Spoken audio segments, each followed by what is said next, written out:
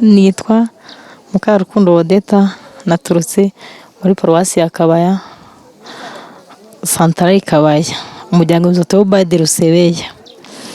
Nanjye mpagaze hano imbere yanyu ndi gushimira Imana ibyiza yankoreye ku burwayi bw'igifu na amibe.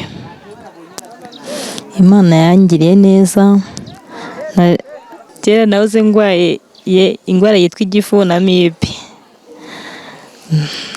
Nuko iyo ndwara kugira ngo ikire, naricaye nza mu isengesho, maze kuza mu isengesho padiri avuga bakize uburwayi, avuga ab'igifu na amibe, nanjye ndibasa ubu nanjye naba ndimo.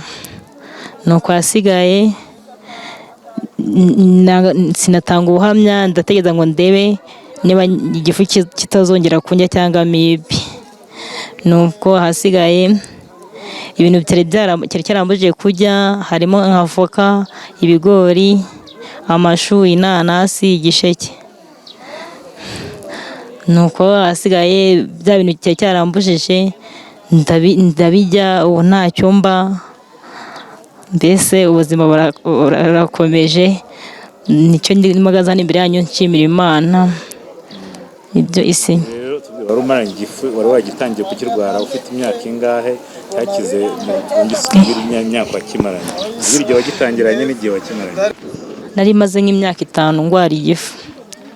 Buri byumweru 2 njya kwivuza ku bitaro, bakaminuza imiti y'igifu na amibe. Ubu hasize nk'amezi agera mu 9 nta miti nyifata, byarakize, ntabwo bari nyumva. Nk'abantu duturanye bamwe bavuga ati wenda ubu ni uburozi, abandi ko nyine cyaramujije nk'ibintu bakavuga ati wenda ni inda, cyangwa nk'abarwayi wenda bandi bagwaye nk'igifu bakaza bakanyegera ati duhe ku miti y'igifu, ko nyine cyari cyarambayeho nk'akarande, cyari cyaramugije ibintu byinshi. Ubwo nagiye mba nk'umweru. Nk'abantu bamwe wenda nk'icyo gihe bamuvuga ati uyu wenda aratwite, kuko biteye yenda nuko nari meze cyangwa nari ngana, hari impinduka yaje, nk'agasura karaje. Ubwo maze gukira igifu, murabona agasura karaje, ndakomeye, mbese nta kibazo, ubu meze neza. Hanyuma n'iki wabwira wenda ku muntu utaje mu isengesho cyangwa se utemera ko isengesho rishobora gukiza? Abantu bataraza mu isengesho ndabashishikariza kuko nta kijya kinanira Imana. Uburwayi bwose, ubwo ari bwo bwose, pfa kuba wizeye Imana ishoboye byose kandi ikora byose. Nyuma rero wari wagenze urugendo rungana iki ujya kureba isengesho? Byari uraturutse urisanga ahagana? Ninaturutse muri paruwasi ya Kabaya, Santarari Kabaya. Ubwo njya mu isengesho i Busogo, kuri paruwasi ya Busogo.